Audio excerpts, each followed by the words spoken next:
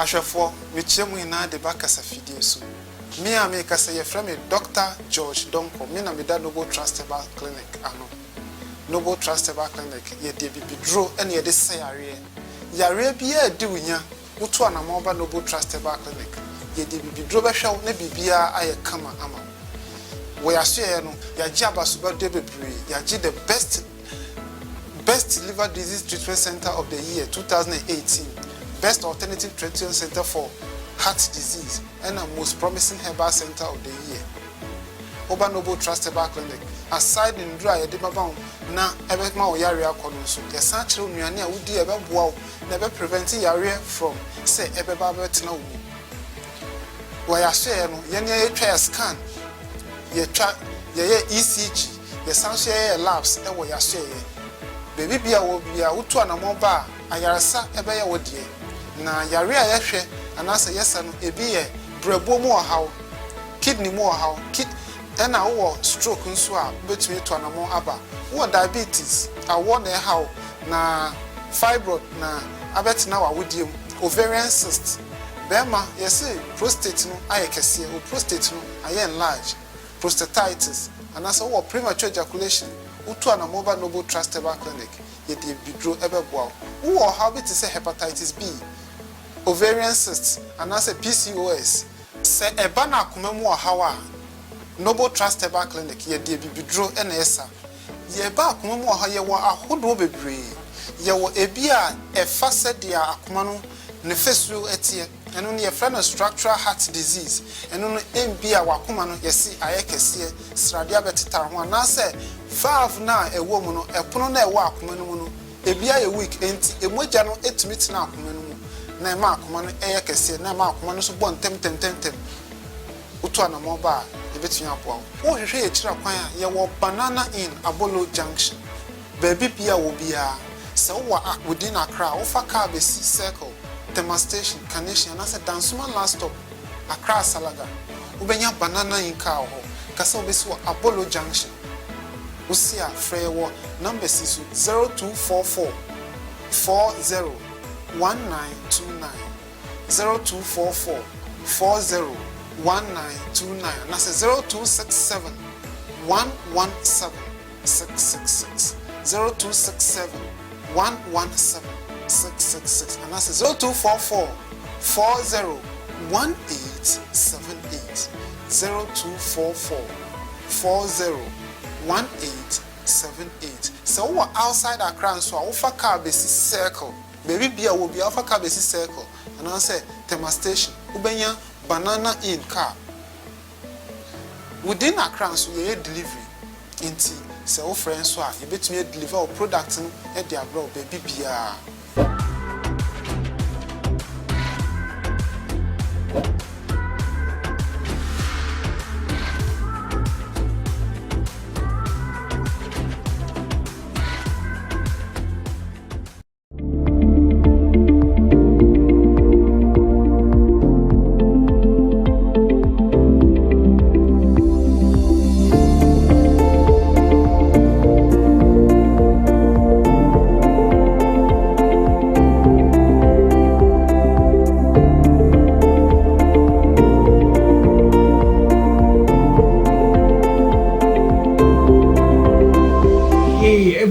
and then so nyame e dia chenye ebraso say ye ne wo ebabedi nkomo afa wapomode ho na ansa na no mama wakwaba na memma wo aha emfembra eye dwumedi eye ni pedua emu nsem so home base TV e na wo hwe na me ka wo se enani dedi kan a wo hwa na eye ni jesem ni pedua emu nsem be sa bobi ni pedua emu nsem dwumedi ebre e na aso a woni akabuma ene ye nyina ye bedi enkomo yi dipedua emu nsem dwumedi ene dwumedi a abama ho na abama oni wegusua oni anom ene obi bia oben wo abama obi a se memini de bia no nan bo a onsuru be nyamre na wahwe Home Base TV na wetimi ene yen edi nsawoso ye ba ebesua bebre efa yapomode ho ye ni pedua no enema wo bebre ensem nso ekoso ewo ni pedua nim na wenya obi amana nchechiru mu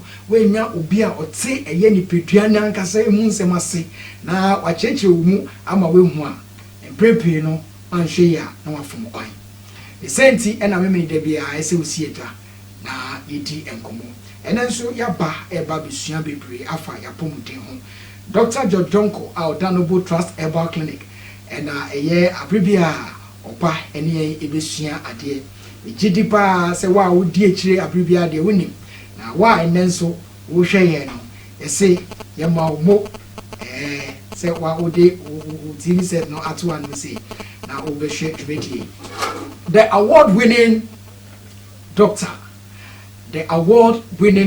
overall best herbal doctor of the year 2021, Dr. George Donko, and asa abasuboke si eko edemano. Anso ha yesanso ema na abasubopa esumbu kese pa eye best heart disease treatment center, of the year, and also Dr. George Donko.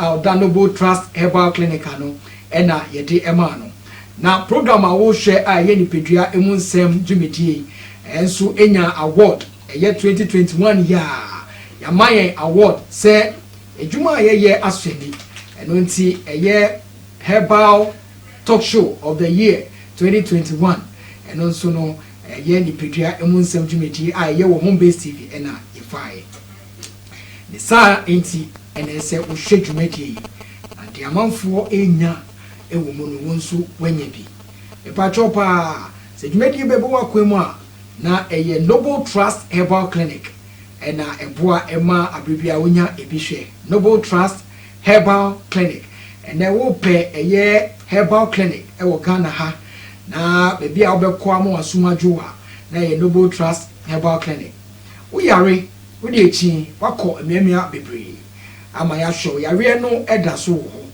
na ya ji usike din so pa enti ya wa no ukọ bebia akoja ayaresa na hawo na yese ko asemenko Noble Trust eye bia ubetimi akọ enya hotoso pa enti mesrel se wa unu bi yare webusuani bi ana wampo ena yare bi hawo na udi chi na wunya anoetu afako Noble Trust Herbal Clinic na Dr. George Donko edi nimdie anyame edi amano ene ne research awaje ebesa oyare ama weni ajepa Noble Trust edi eno bebre abetwa so a bebre na etobi enom na edi o makejine mu pa drubi to say akuma herbal mesha said dem di kanka ene doctor eba na akuma yare a nyame adom utimi esapa enti meseopa eye akuma herbal mesha eye ma oni webusua akuma mu ha bia wonu meduro ya etimi eyi efiri ho ede ma empo wonya akuma mu ha bia na wonu mbie betimi akon etia akuma yade ama wonso no wetimi atenase ede nchine ache Noble Trust akuma herbal mesha ope bia to a ukọ herbal shop chemical shop ana pharmacy shop bia mu a ubisa ubenya ebi ato ewo hono mu me kanfo noble woman ede ama noble woman oba obey obesima na ho beche ho beto ama wafa omwedi me chew se ubunsa na unya ye menstrual disorders bi anampo no muja gu basa over bleeding unum noble woman a ebeji ni nyina efiri ho ama enka boni bia ubunsa ijawo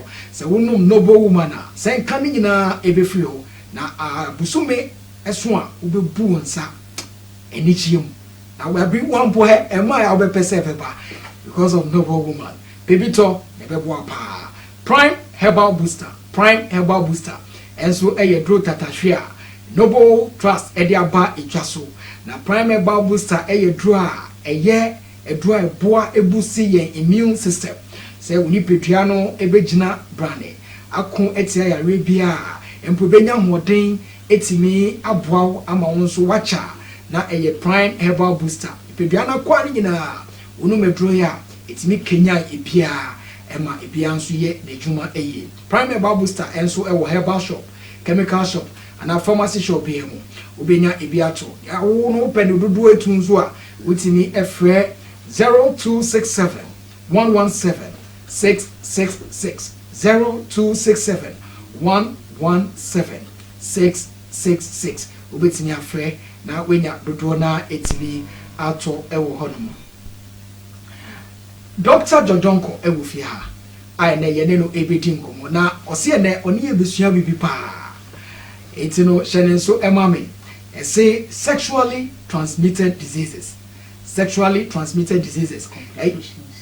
and any implications how ana say so boni a yenya efri eye enemu yademu we ene the doctor ene eba abesusu mu eti pedwai na tenase de suade ene na ebeboa ama wonso ehu de ekoso ewo saa eye topic emu eba chopa media ye di ye streaming live ewo Facebook eti no bia wo pese o share on Facebook nso no obetimi akọ Facebook na wasearch home base obenya epi ahwe papapa ewo hono Noble Trust media ye di wo show yi sunsu bia no wo call Noble Trust TV obenya ni nyina ebi ahwe ho ahwe ewo hono entimi aweni na ene ya subscribe to the channel Noble Trust TV ukwa na wetimi subscribe no wa share ama foforo so etimi enye bi ahwe ayenko na ye ne Dr. Jodonko enti enkomo ebresemu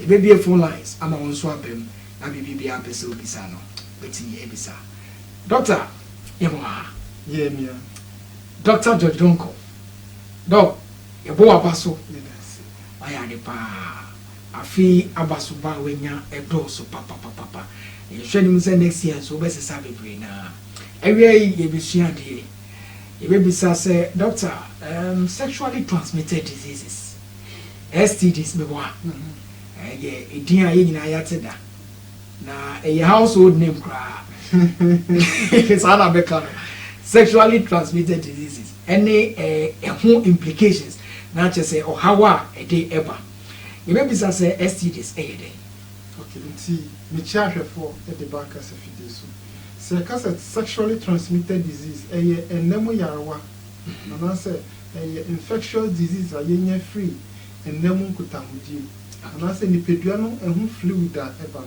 enu na yenya sexual transmitted disease free na sexual transmitted disease no e bit say hepatitis B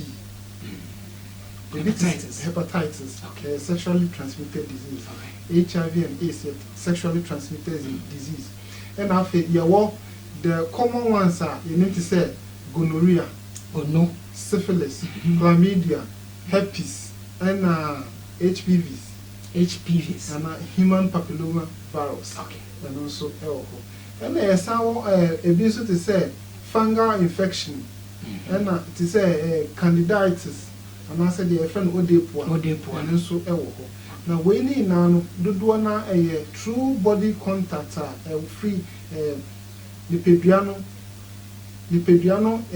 fluid a produce into say bia na ho enkita odi ekoswa nsuo na free bema na so ba ho eba no se emoa no ebi wo mu a ekodia emoa no bi ne ho a obetimi enya nti nipa mienu na say like some acting e take place now se ba ko obi na ba ko ni bi a omo hie mu a like we say dia only bi ne benye bi no e very high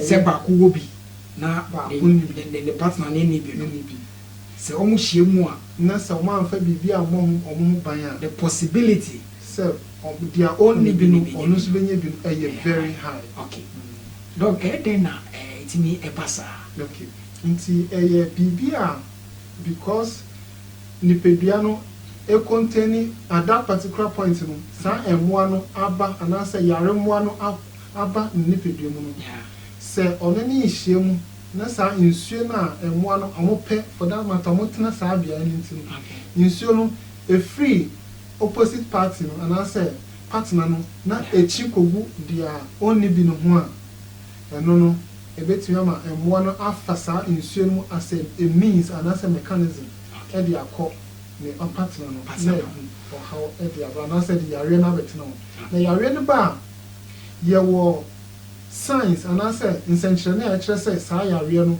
ebi abetina obi hu ebedi na eno no ye wo no short term effect na ye wo medium term effect and ye wo long term effect. Okay, short term effect metia we bi metia wonu mu na intention e be dey say sa yawa no ebi aba onya no ho na emre no ekwa anim no nso san intention be yi no ho adi na afa nso eche atena no ho abe kwankro e wo no ho no nso sa intention e be kire no nti yehwe short term effect no within most of these sexually transmitted disease to say gonorrhea, syphilis, chlamydia, hepatitis, HIV and AIDS, any the herpes virus.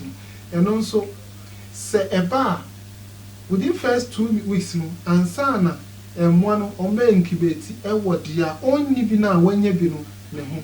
Into within first 3 days and that's a first day na one call ne ho that means after the intercourse a year and time emma insenchirani dem eno na chire no ekọ na wotwemienu na wotwekọ na wotwemienu na ahya asese ma insenchirani insenchirani bi ti se odwunso a wo se odwunso no wayase ekaw odwunso wayase ekaw okay bo se ube feel the edge se o pesa okodwunso na okodwunso a ugina ho junso kitwa bi na eba be yi ni ho edi titiru se kanano me fan se enka wonni sa o hawo no junso kan sa wo kwa akwadunso a wo kwa wo junso mani dose yi na wo junso free wo do eba wonti ya obia ba we no de wo kwa wo sa wo kwadunso a junso no kitu ebi na ebeba sopi na we wi enu ne one of the symptoms ti na enu na ebi akam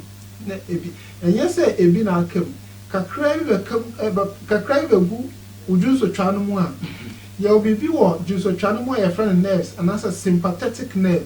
Okay. So sympathetic nerve el say e ka kire wadwen ni say juso aba ujuso twa no mo emra ujuso twa no ayema.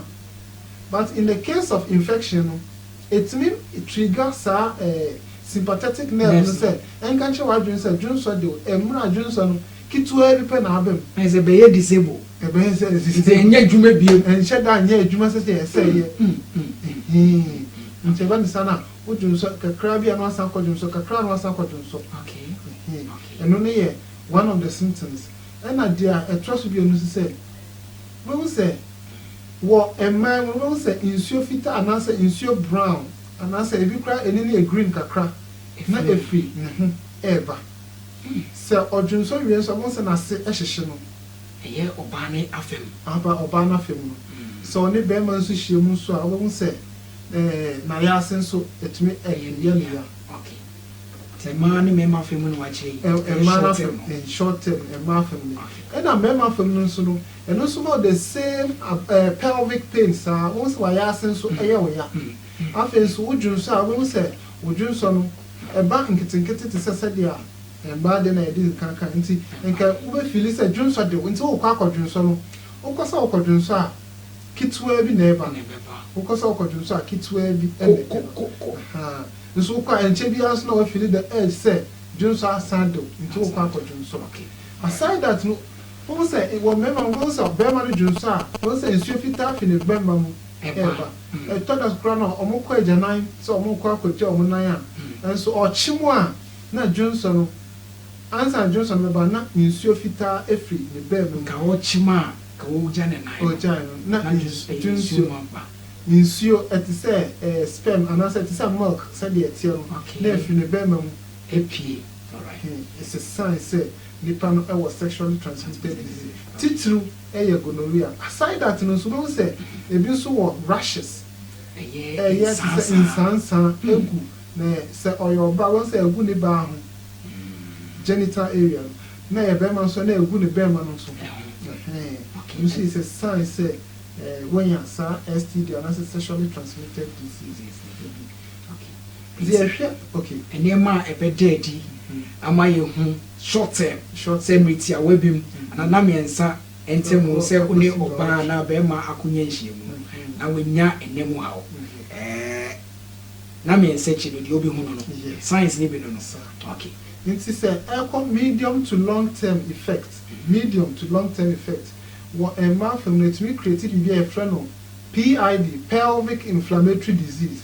Nti ɛma mmoa no tumi ɛfiri genital area anaasɛ ne bɛɛ mu na akɔya koduru baabi a awodeɛ no ɛwɔ no. Nti koduru baabi a awodeɛ no wɔ no a mmoa no hyɛ ase sɛ ɔmo bɔrebɔre tokuro wɔ awodeɛ no nkatamu no a ɛwɔ awodeɛ no mu a yɛfrɛ no endometrium lining no.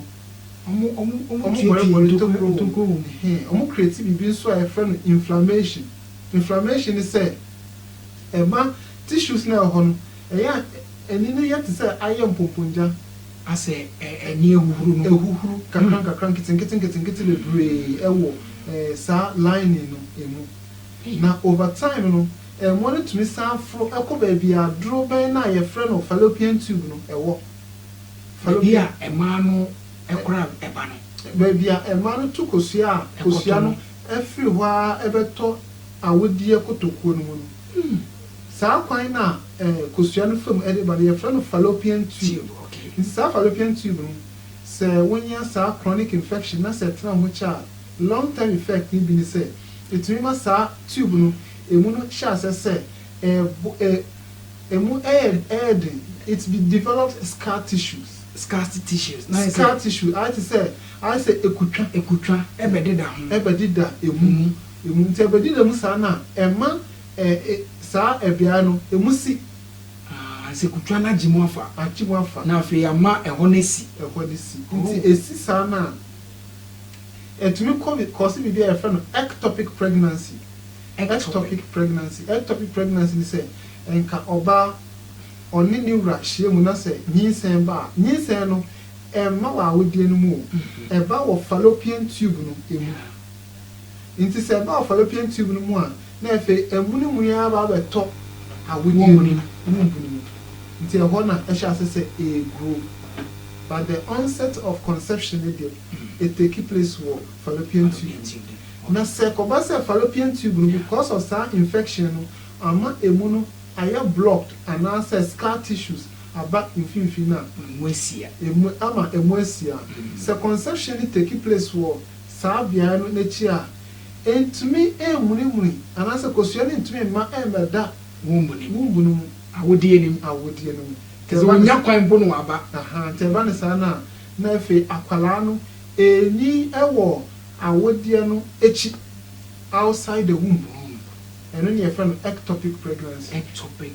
pregnancy dɔk ebitimi esi saa esi daa nti ɛno saa no because ɛhɔ no nyankopɔn anyɛ ne sɛ ɛhɔ na akwalaa no bɛnyi no nti no bɛhyɛ ase akɔ so pain ɛwɔ ɔbaa no na ɛyaw nti ɛno saa no ɛbɛdi ma ne immediate medical termination of the pregnancy ɛbɛsɛ no nti ɔmo sɛ no so a yɛtwa awodeɛ no saa fallopian tube no ɛne awodeɛ no nkae na ɛtoa so no yɛtwa ne nyinaa na afei yɛato agu dɔk fa ne sɛ ectopic yɛ a wɔkɛn sɛ enipa no ani amba ne ho so na wɔanya medical attention na ɛkɔ ɛkyɛa na sɛ ɛkɔyɛ sɛ deɛ duro no yɛntumi ɛnyɛ ho hwee a ɔde wo a biribi tumi si ɛbɛpae akwara no anyi wohu sɛ fallopian tube ne kase nyinaa akɔ aboro so ate sɛ me nsa tea wei esua nti ɛno no na akwara no ɛyɛ sɛ ɛnyi wɔ hɔ but ɛno no is not meant for that esua nti yɛntumi nkora akwara no ɛgu sɛ akwara no even though from the onset so tiny to say pen na no a wode asi from eno crampo so pen na no wode asi dot say full stop just a dot no it's too big akwala sha say it's too big hey it's too big okay nti eno no akwala na sha say no so chance ano na sha say eni nti ebenyia ba yet say dia emu close emu 5 kg no a bit 2 years as big as emu no or close to that nti eno no na wo dia imagine say eno no ebe she bibia ne kase ne ti say enye possible I say molestation Matias e pa eno sa no na ama fallopian tube na sha say pai nti pai sa na ebe tumi ama maame na wu anaasɛ ɔmo mmienu nyinaa be free. It's advisable. Say, nti na ɛhia sɛ sɛ ɔbaa fɛ afura ɔwɔsɔ ne nan yɛ ntiantia ɛwɔ ayaresabea ne yɛtwa scan ne yɛhwɛ position of the baby and then the development of the baby from time to time. Yɛhwɛ sɛ infection wɔ hɔ. Wɔyɛ one of the complications a yɛnya free untreated anaasɛ STDs mu. STDs mu. Okay, we are man of a moon. They say after short term and medium ne the long term. Yes. The timi susaswai say check a woman to be bria. Yeah. Now aside that so it means by default it means also kidney problem. Kidney. The everyone say kidney problem no. So urinary system now. With kidney and now drew bend a crack kidney no at the back blood and as a juice or channel and a free juice or channel so a quantity so few ever ubem. Okay. Now after juice or the pee. It is a winner infection or that's when treating a year and wanted to be called juice or channel. Okay. It is a one called juice or channel when I said juice or channel is juice of the good man. And wanted to make through every hole be a kidney no ewo. Inti amuko cause inflammation or kidney more a friend pyelonephritis. Pyelonephritis and that's a kidney infection. I'm more kidney more how. I'm more kidney. And those when treat here over time it may lead into acute kidney failure. So kidney be jai perfume and that's a chronic kidney failure. Cranko. Into chronic kidney no. I shall say it jai. Do a camera say STD ya ebetimi amobienya kidney emu how so one hwe year but yes ebetimi o etimi ma ebetimi I say bibi ani kidney ye okay hey ehun pa I say you funny serious very one day ya ubebo ba ko mienu bi so aka say we dey ye todro no ma ebeko enso na ebia how na bibi also we hear medical attention proper medical attention ye ba mema famu a say dey can say short term no etimi ma o dwonsom wodwonso a wodwonsom ye o ya nso fita fi be member monitor san fru ko ba bia wo hwe be ma ne urinary system no nso a if answer na obedru ba bia dwonso twa no wo there will be a friend prostate, okay. Prostate in war, just a trying to say. Now, around prostate, there will be a friend seminal vesicle. Seminal vesicle. Okay. Into a honor say, you produce sperms now. Sperms, you produce war, testis in one. A fact, their friend vast differential duct. Eba seminal vesicle, now restore into your hot now. So when treat here infection it may call prostate no na ma prostate no e sha say inflames here ehunhunu bompompo nda na jano nti akoso prostatitis na wo memem dog nti na prostatitis actually so it may cry lead into the same kidney failure acute kidney failure exercise hey it may lead into acute kidney failure as well as chronic kidney failure. All right. And no is one of them.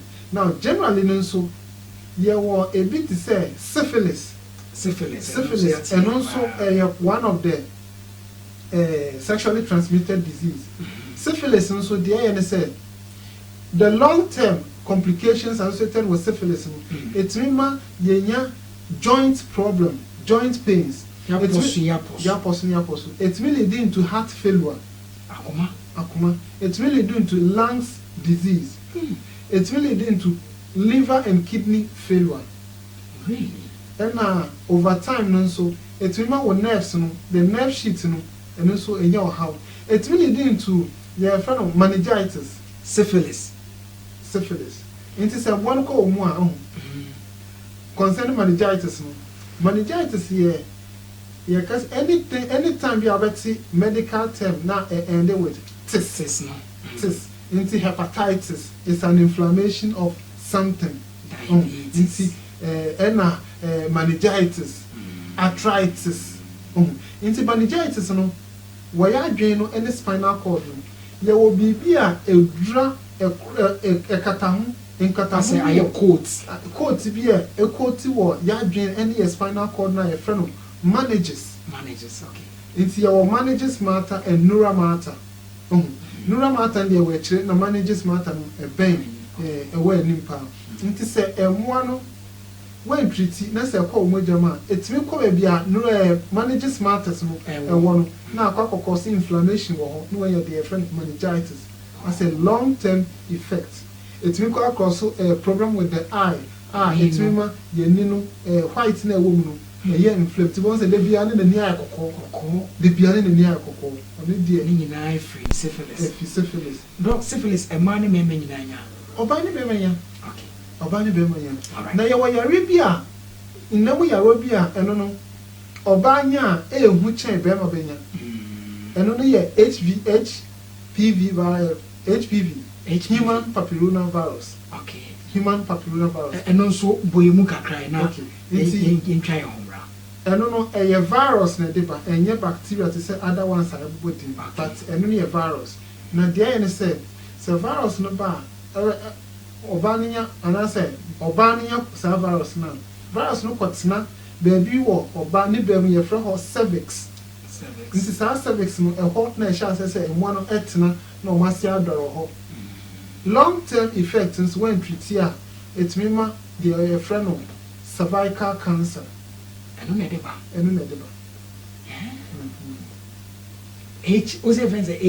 HPV okay human papilloma virus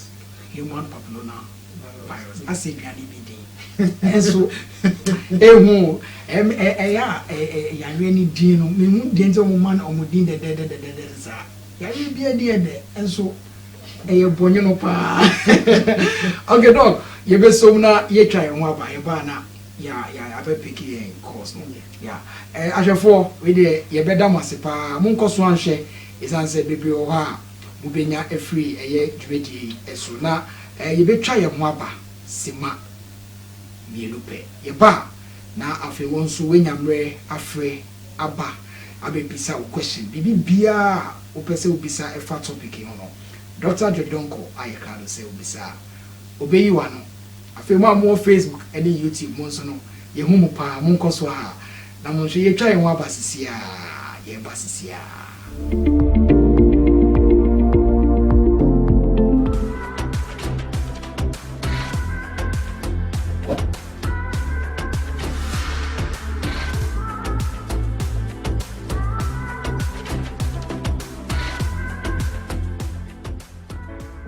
Yo, Ashafo, Michemu ina de Bakasa Fidie so. Me a make us a friend, Dr. George Donko, me na me da Noble Trustable Clinic, ano. Noble Trustable Clinic, ye de be draw and ye de say yare be a doing utu an amoba Noble Trustable Clinic. Ye de be draw a show, ne bibia I kama ama. We are saying, ya jabba suba de bebre, ya the best liver disease treatment center of the year 2018. Best alternative treatment center for heart disease and a most promising herbal center of the year. Oba Noble Trustable Clinic. Aside in dry edema na ebekma oyaria konuso. Yesa chiro nuane a wudi ebeboa na preventing yaria from say ebeba betina wu. Wa ya share no ye ne twa scan. Ye twa ye ECG. Ye san share labs e wo ya share. Baby bia wo bia wutu anamo ba ayaresa ebe ya wodie.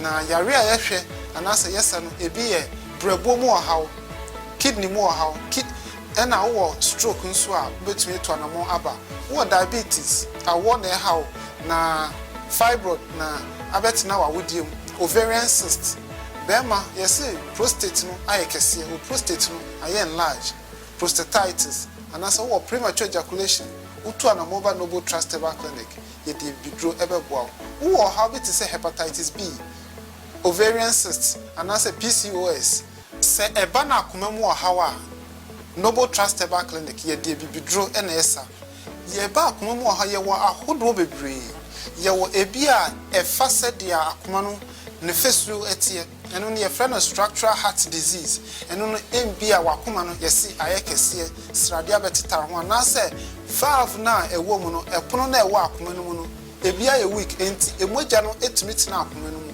na ɛma akoma no ɛyɛ kɛseɛ na ɛma akoma no so bɔ ntɛm wotu anamɔ ba a ebetumi aboa wo hwehwɛ yɛkyira kwan a yɛwɔ banana in Abolo junction baabi bia wɔ bia sɛ wowɔ within Accra wofa car bɛsi circle Tema station Carnation anaasɛ Dansuma last stop Accra Salaga wobɛnya banana in car hɔ kasa wobɛsi wɔ Abolo junction wosi a frɛ wɔ number 0244 40 1929 0244 40 1929 and that's 0267 117 666 0267 117 666 and that's 0244 40 1878 0244 40 1878 so we outside Accra so we for car base circle baby bia will be alpha car base circle and I say Tema station ubenya banana in car within Accra so ye delivery into say o friends so you betumi deliver our product no e dey abroad baby bia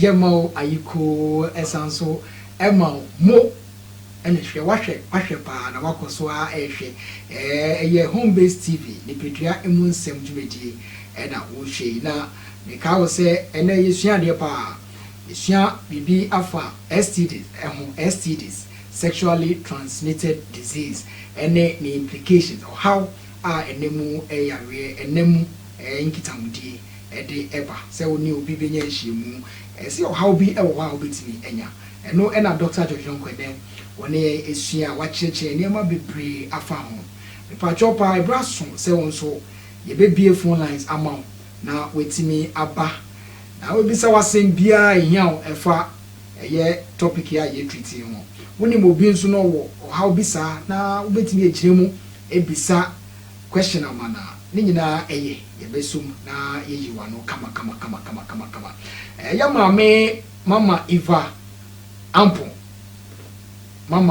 Ampon ekuya Ampon ma ene na wodi birthday ene eye wa woda 76th birthday nyame insha pa na onye okese we every uba bema oye adwuma home based TV Mr. Ben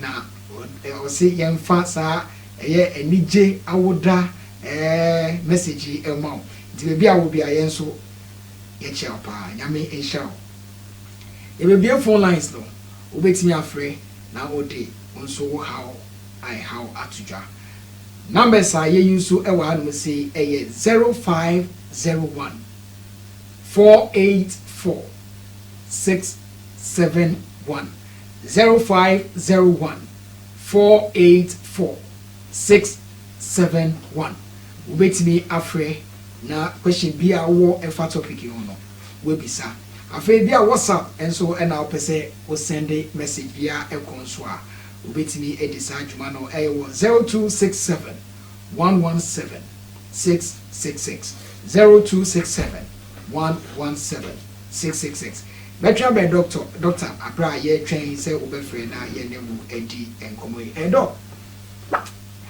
sexually transmitted disease. Yes.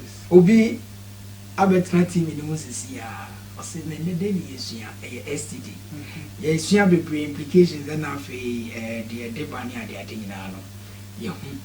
Doctor STD se obi enyo how ye share frefo e wa maso. Hello. Hello. Ampacho udi baby afrefri. Good afternoon. Good afternoon. I'm Patana Mirisha program na Madam for be white pa seriously. Bacho ye kasade mai kakrawai. Me say Madam for be white but a serious man pa no me shana me na me frɛ. Oh okay. Ntinanka Okay. And now say the uncle me is also noble woman bin ti say me cancer no to be an answer doctor no be hwɛ ne do fufu so a. Me bacho ubetimi aka de how adamfo no kakra kire. O say oni be mada yes say we akotoa wo quite near taste. I abuba akatoa. Oh okay. All right. Doctor say what nti obe you no why say here say obeto aduro no so obeka kire. Etu de koso ana hwe na ebre say so o de nature akwan betu dwa na bibie dia. Okay. Era se pa. Okay. Yo, bye. No, nti yenu aba no for say madam for na o say wo sa infection ama so ni bema shimu ana BBI say akoto ana say munsu ne pa asif asabubo ambo bi no. So it's a clear direction, a clear indication say sexually transmitted infection and not say disease. See, we have to find out specific one, either chlamydia or gonorrhea. Nefes we trust scan. Say at now I check now long term effect and I say medium and I say short term. For that matter, MBI one could pelvic area and I say could do kidneys and I say if you create cause infection within the bladder. Your friend within the bladder. Okay.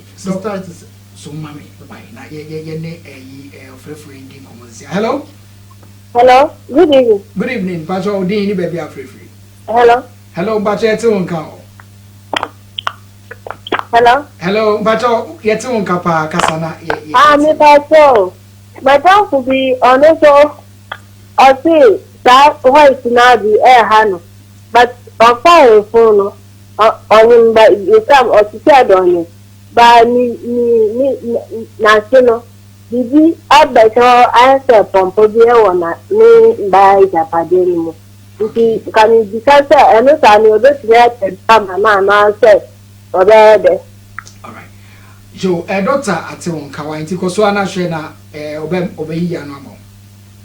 And that's it. Okay, so I say at the crop but concerning the ono frame CCA ono si nipa nyam na onyam no na owo white and I say so to speak ono na okasa white sure white no they describe the discharger airban no mo friend white insu na airban it is insu na white na omo friend white no the name says insu na green so we friend green dia inti Obi every free letter your question yes we dey e pali we your questions dey. Hello eja ya tun kapa we dey be free me dey na me na me share na we dot jaba me aba me panisho okay for several times but the one na in general treatment or na the money about the hospital no. Okay dey bisa say rashes ne begu obema ne. Yeah. Okay. All right, Fee. Doctor, ati won kawai. Yes. Nti ye nuaba no man nyima on produce bi e fa no progesterone. Na sa progesterone man tissues na wo abdominopelvic area no relax. Nti e sha say accumulate more insu create it gives ground for infection say everba. But osaka say bibia say mpompo aba neba. It could be said, who say, said the Albani Banatia, and as a biological makeup. Your baby was side now, you can't really see it with your eyes. And your friend of gland, your friend of battling gland, they were both sides of the vaginal walls. Okay. Then a body releasing you during the sexual intercourse. Okay. Now say, when your infection, I was a battling gland, it can swell. To say, Pompo. We are another caller. Let's see. Hello, boss. Yete won ka odini baby. Hello, Bacho kasa. Yete won ka pa. Medi Daniel, me kasa from Masama. Okay, Danny. It's you. Na me bisa se. STD na kasa no se unya sa effect na. E cho one. E check be 10 to 50 years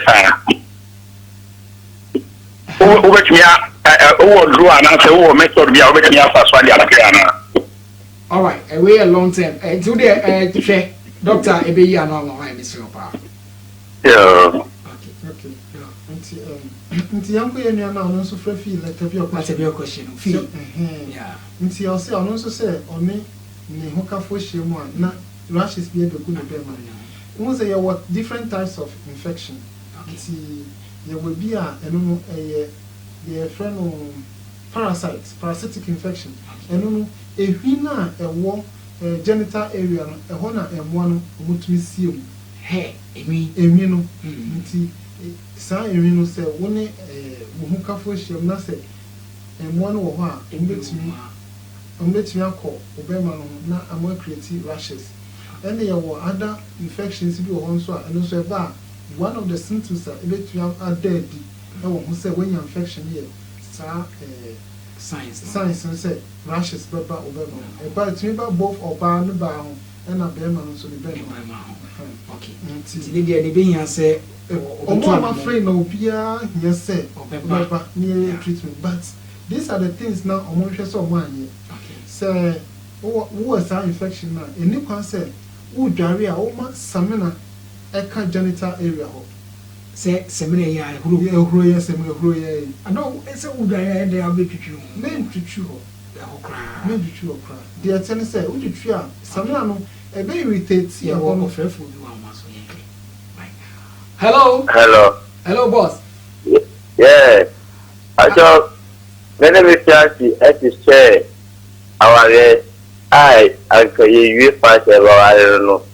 na the time be na rashes be every woman be ma ina me share ni ma ko me to ni che me bravi and no sense about my people and I made it na some drugs go am ko na amu inject me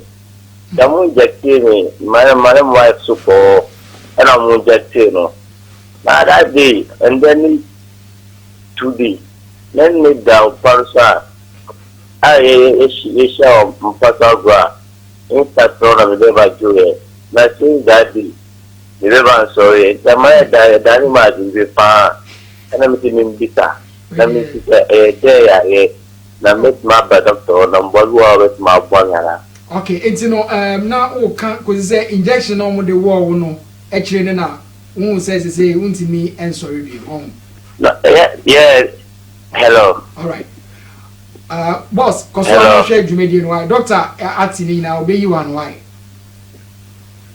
okay enti no sem na serious okay enti I say this is it one call right source one call so call medical personnel now say hospital muye bb about this sexually transmitted disease but okobisa ne brother probably no say brother ne medical personnel now say on and I say syphilis no more call panel it is self medication now I say for 2 days ni on said that any good direction ever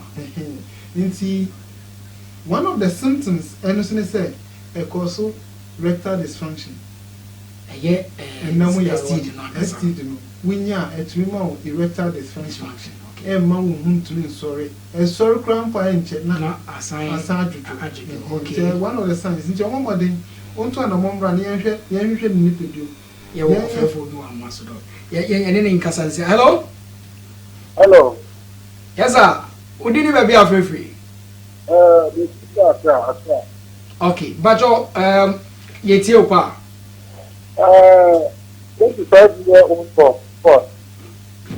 25-year-old.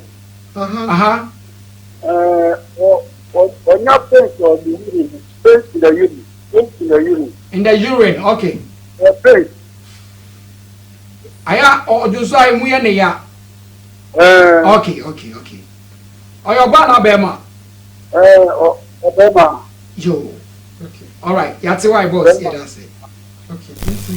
Yen you know prefer you must say long-term effect of sexually transmitted disease. No, you need to treat. Yes, but it depends. So when your kidney failure and the kidney na your idea, I will say they hear all this medical information gathered together. Right. And I will say what are the complications about over the last of my mentioned 10 years or 20. He mentioned a particular year. Yeah, or say 15 years. 15 years. 10 to 15 years. It is our duration. What has happened within the body? Say nerve and why you damage, and I say organs maybe are damaged, and I say tissues now what the pelvic area are causing inflammation. Based on that, treatment to them. But with that one, say Odunya or how now, certain food are not recommended. And you need to be And no cancel with this annual and one as yard more. just on being young one day. Okay, until also true free certain immunity. All right. Okay. Now, if it's in your boy, it's not one treatment. The dog, and do afraid now. And you, I'm afraid, only now, he has on the bars. Obia afraid concerning this topic here, on your treatment. And somebody be out to say, to see any by say, say, when your treatment name one or honor so what through the birth canal, no better the infection. It's me cause a view of me cause deformity. I would any by you won't say you have once in any national. I shall say, can't jump one side, can't jump, and now say, all right, a whole complication. Yeah, Breno, as one is up. It's no young shall be a noble trust about clinic and one of your numbers not here, sorry. So, okay, it's a noble trust about clinic or banana in Abolo Junction. Okay, banana in Abolo Junction. See, yeah, you free Monday to Saturday. Sure, Monday to Saturday. Now, holidays, holidays since your year, holidays since your year, Oba, you were born. Or more friend, and the MBA on Copper of friend when your opportunity to call. Oba, you were born. MBA wouldn't see yam so young, wouldn't sexually transmitted disease, but wouldn't a liver and as a kidney, or power, fibroid, ovarian cyst. And I say, as when you stroke, Oba, you were born, you drew kind of a yea, Bruno, and yet above. Who said? I'm not to say, oh, me try some use other medication. And so one, they can develop a resistance over the years to antibiotics. As a drug back phone, when you saw my Etium. It is a faster medication over time to meet you, but that is not the case with natural medicine. It's me handle very well. Or by a sphere or banana in Apollo Junction. Maybe come along. Doctor. Yen fa na money to ja e me hu se good screen so basa yen san embo boso ma na emu de eko numbers near 0267 117 666 0267 117 666 Noble Trust Herbal Clinic. Experience the true cure. Noble Trust, experience the true cure. Okay, and now true cure bi wo na say unya experience egum eno na doctor ache ono ya hutedi edo no me ba jo ye sorry so ye dey aseda kese pa ma Noble Trust Herbal Clinic na Noble Trust Akuma Herbal Mixture and a Prime Immune Booster, Prime Herbal Booster and a Noble Woman in rain and aso you mo ye did be April and then you so every Noble Trust Herbal Clinic aswe yedamase sendens mutimi nyamre ehwe adwumede nipedua emunsem yekurem nipedua emunsem yapomuden yasom sa pepepe yame adoma next week yabesan abana ye ne wo abetenase edi enkomo bebre akade edeye die ho Noble Trust TV ewo YouTube anase Facebook ode okwa search Noble Trust TV won say programs aya ye nyina ewo ho obenya ebi ahwe topics aye treat nyina wo ene dia ye treat say ukọwa obenya ahwe ho no mo etimi awani na koso na hwe na we are na wa subscribe to the channel no ma share am obi anso etimi ahwe bi ebeda mo se pa se munya production team ya me ensha mo pa ene adwuma pa mode aso ye yeda mo se ni din edi otie kupa King Collins Bini abema po that me chiao ene po entimi amati ye de encha kese pa ena ema yeda mu nyina ase na me adoma next week ye be sign e hia bi hwe fie yi